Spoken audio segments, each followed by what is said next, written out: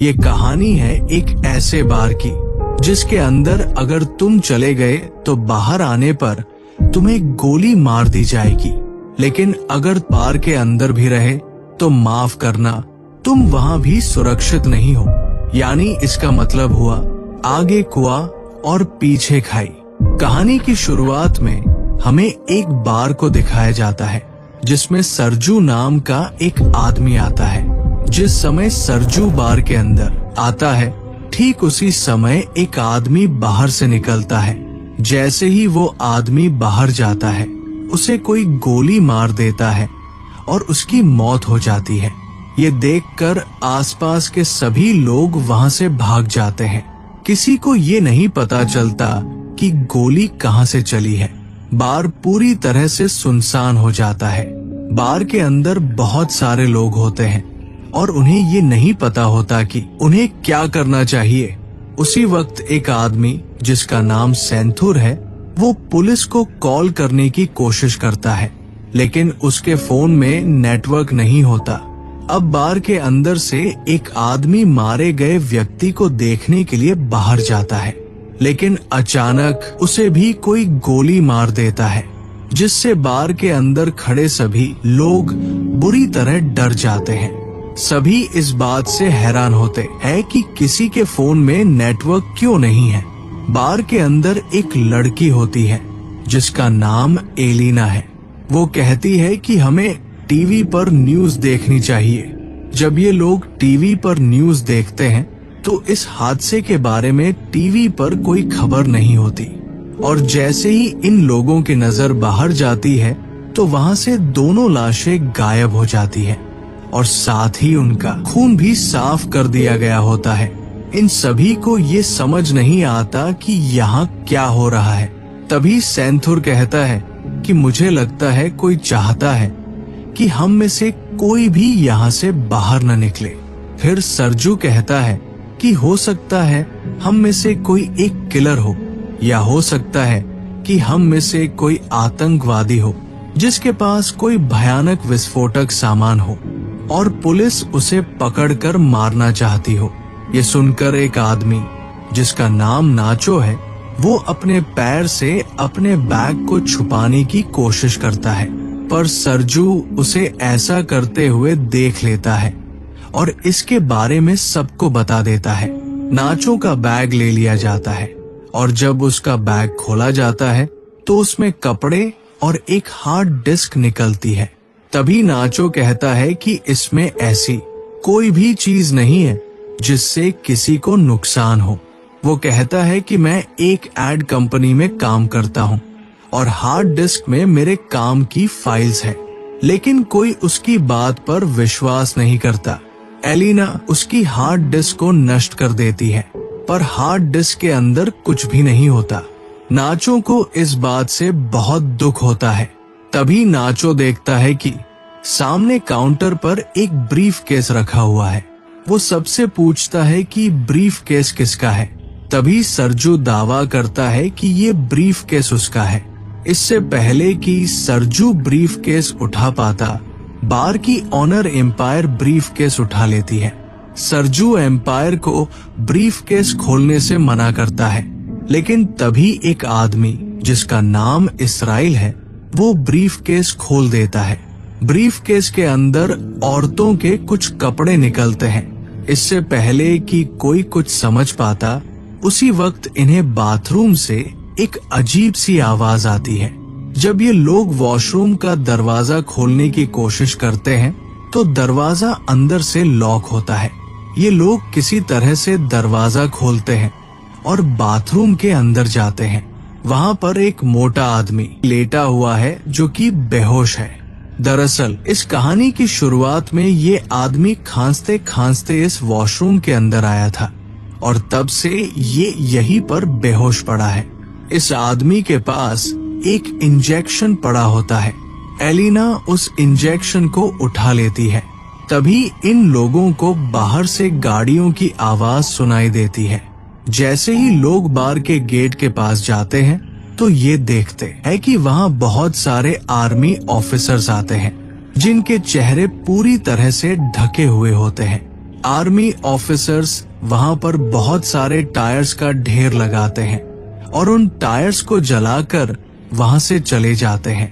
हालांकि सभी को लग रहा था कि ये हमारी मदद करने आए हैं, लेकिन वे इनकी मदद नहीं करते। उसके ठीक बाद टीवी पर न्यूज दिखाई जाती है कि सिटी के एक बहुत बड़े हिस्से में आग लग गई है और इसीलिए उस जगह को सील कर दिया गया है। अब कोई भी उस तरफ नहीं जा सकता। बार में फंसे लोगों को ये समझ नहीं आता कि सरकार झूठ क्यों बोल रही है। तभी बाथरूम में बेहोश पड़ा आदमी अचानक सबके सामने आ जाता है। उसकी पूरी बॉडी बुरी तरह से फूल चुकी होती है, साथ ही उसकी आंखें भी डरावनी और अजीब सी लगती है। वो वहीं गिरकर मर जाता है, लेकिन मरने से पहले वो टच मी कहता है। ये लोग उस मरे हुए आदमी का फोन उठाते हैं और देखते हैं कि ये आदमी एक आर्मी ऑफिसर था।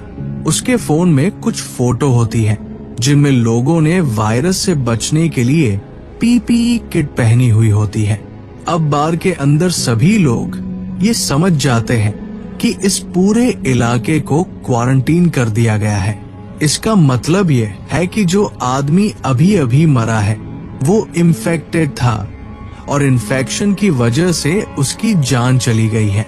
हो सकता है कि अब यहाँ और भी लोग इन्फेक्टेड होंगे। वही नाचो को दिखाया जाता है जो किसी तरह से अपने फोन में सिग्नल लाने की कोशिश करता है।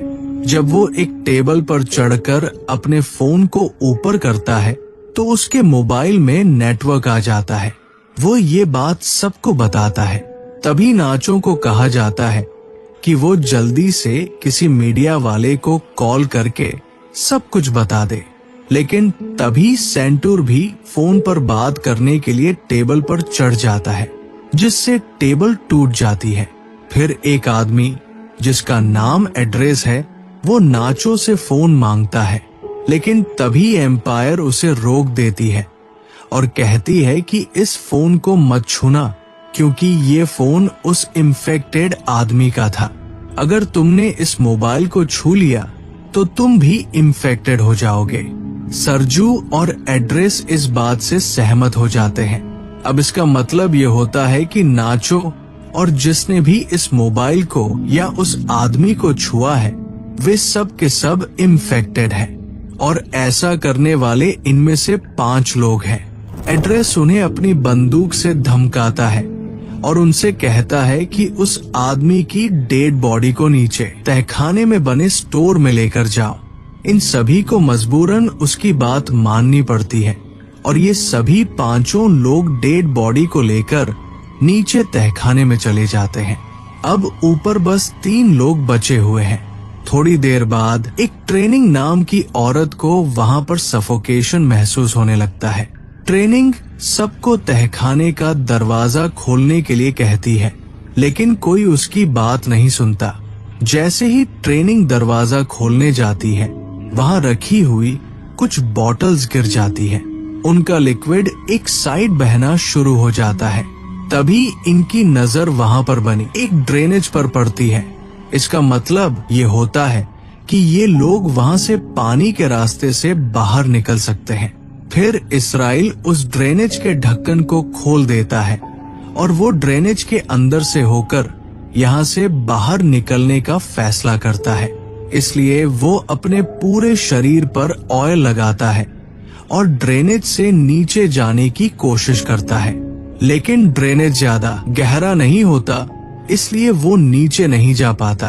तभी अचानक इन सभी लोगों को गोलियां चलने की आवाज आती है। आवाज सुनकर सभी लोग घबरा जाते हैं। फिर इन्हें ऊपर बार में धुआं दिखाई देता है, जिसे देखकर ये लोग समझ जाते हैं कि ऊपर जो 3 लोग थे उन्हें किसी ने मार दिया और पूरे बार को आग लगा दी है। वही दूसरी तरफ इसराइल अभी भी बुरी तरह से ड्रेनेज में फंसा हुआ है। अब ये लोग सबसे पहले इसराइल को ड्रेनेज से बाहर निकालते हैं। कुछ घंटे बाद आग पूरी तरह से बुझ जाती है और वे ऊपर बार में जाने का फैसला करते हैं। ऊपर बार में जाने के बाद वे देखते हैं कि बार पूरी तरह जलकर राख हो चुका है। नाचो को वहाँ एक गन मिलती है जिसे वह चुपचाप उठा लेता है। तभी ये लोग देखते हैं कि कुछ लोग बाहर से इस जगह को पूरी तरह से सील कर रहे हैं। ये सब बड़ी खामोशी से सब कुछ देखते रहते हैं, क्योंकि अगर किसी को भनक लग गई कि अंदर अभी भी 5 लोग जिंदा हैं, तो इन्हें भी मार दिया जाएगा। तभी वहाँ एक मोबाइल बजने लगता है। ये उसी मोटे आदमी का मोबाइल होता है जिसकी थोड़ी देर पहले इन्फेक्शन के कारण मौत हो गई थी। एलिना उसका फोन उठा लेती है और उसकी व्हाट्सएप चैट्स पढ़ने लगती है। उसमें एक आदमी उस मोटे आदमी से पूछता है, क्या वैक्सीन लेने के बाद तुम्हारी तबीयत में सुधार हुआ है? इस आदमी ने जवाब दिया था, नहीं, मेरी तबीयत बहुत खराब है और मैं किसी बाहरी वॉशरूम में छुपा हुआ हूँ। तुम मेरे पास आने की कोशिश मत करना। इसके बाद एलिना उसकी पुरानी चैट्स पढ़ती है जिसमें उस आदमी ने लिखा था कि मेरे पास अभी 4 और बची है।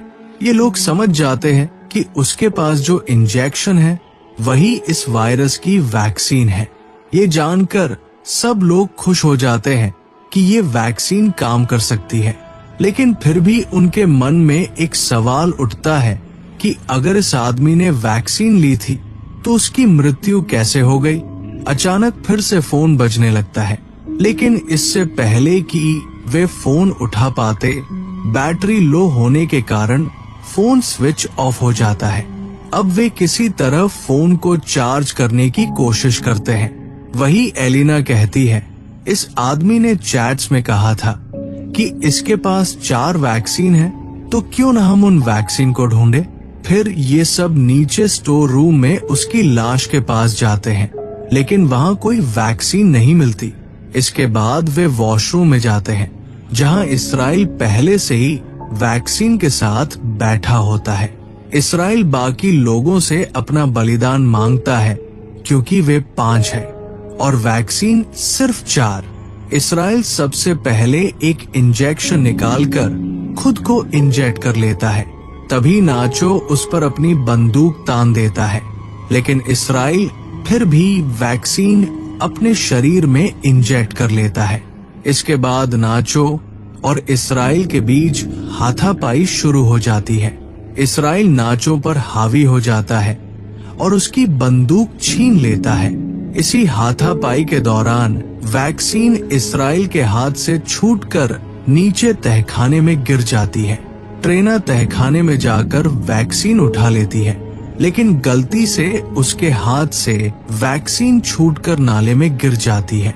अब ये बेचारे सोच रहे होते हैं कि वैक्सीन को नाले से कैसे निकालें। इन सब में से एलिना सबसे पतली होती है, इसलिए ये लोग उससे पूछते हैं कि क्या वह अंदर जाकर उन वैक्सीन को ला सकती है।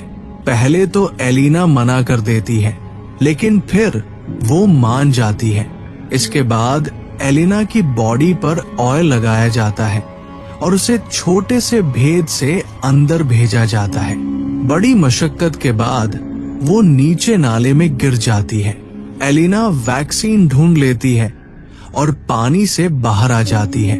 तभी नाचो वैक्सीन को एक तार पर बांधकर ऊपर भेजने को कहता है, लेकिन एलिना साफ मना कर देती है क्योंकि उसे पता है कि ऊपर 3 लोग हैं और वैक्सीन भी सिर्फ 3 ही बची है। एलिना सबसे कहती है कि अगर तुम्हें वैक्सीन चाहिए तो तुम्हें नीचे आना होगा। इसके बाद ये लोग ड्रेनेज के छेद को बड़ा करते हैं। इस बीच एलिना बाहर का रास्ता ढूंढने की कोशिश करती है। थोड़ी दूर जाने के बाद उसे रोशनी दिखाई देती है। सबसे पहले वो इंजेक्शंस को वहां बने एक गड्ढे में छिपा देती है। इसके बाद वो सीढ़ियों से ऊपर जाकर देखती है कि वहां बहुत सारी पुलिस फोर्स है जो बार में मरे हुए उनके 3 साथियों को जला रही है। यहाँ से सीन कट होता है और दिखाया जाता है कि ऊपर स्टोर रूम में बाकी के 4 लोग किसी तरह नीचे आ जाते हैं। इसके बाद इसराइल और नाचो के बीच एक बार फिर घमासान युद्ध शुरू हो जाता है। इस बार नाचो बंदूक छीनकर इस्राइल को वही गोली मारकर खत्म कर देता है। अब नाचो के पास बंदूक होती है, इसलिए सभी उससे डरते हैं। तभी नाचो सैंथुर को बंदूक की नोक पर ले लेता है और एलिना से वैक्सीन देने के लिए कहता है। नाचो कहता है कि हमारे पास 3 वैक्सीन है और इसे मारने के बाद हम तीनों बच सकते हैं। इसके बाद एलिना सबको बाहर उस जगह ले जाती है जहां उसने वैक्सीन छिपा रखी थी। धीरे धीरे वे लोग आगे बढ़ते हैं। नाचो और एलिना आगे चल रहे होते हैं, जबकि सैंथुर और ट्रिनी उनके पीछे होते हैं। तभी अचानक ट्रिनी सैंथुर को पानी में डुबोकर मारने की कोशिश करती है ताकि सारी दिक्कत खत्म हो जाए, लेकिन नाचो उसे रोक लेता है। ट्रिनी कहती है कि तुम मुझे मार दो ताकि तुम सब वैक्सीन आपस में बांट लो। नाचो ट्रिनी पर बंदूक तान देता है, लेकिन वो गोली नहीं चला पाता। इसके बाद ट्रिनी बंदूक लेकर खुद को मार लेती है। अब सिर्फ 3 लोग बचे हैं और उनके पास इंजेक्शन भी 3 ही है। वे तीनों एक एक इंजेक्शन ले लेते हैं, लेकिन इससे पहले कि वे खुद को इंजेक्ट कर पाते, इस्राइल वापस आ जाता है। इस्राइल नाचो पर हमला करता है। इसी बीच एलिना का इंजेक्शन उसके हाथ से गिरकर नीचे चला जाता है। अब क्योंकि इस्राइल उनके साथ सीढ़ियों पर चढ़ रहा होता है, वे नीचे नहीं जा सकते। नाचो जल्दी से अपना इंजेक्शन एलिना को दे देता है। इसके बाद इस्राइल नाचो को खींचकर नीचे गिरा देता है, जिससे दोनों की मौत हो जाती है। एलिना के पास बचा हुआ वैक्सीन होता है, जिसे वो अपने शरीर में इंजेक्ट कर लेती है और ड्रेनेज का ढक्कन खोलकर बाहर निकल जाती है। बाहर निकलते ही उसे बहुत सारे लोग दिखते हैं और वो देखती है कि सरकार ने पूरे इलाके को पूरी तरह सील कर दिया है।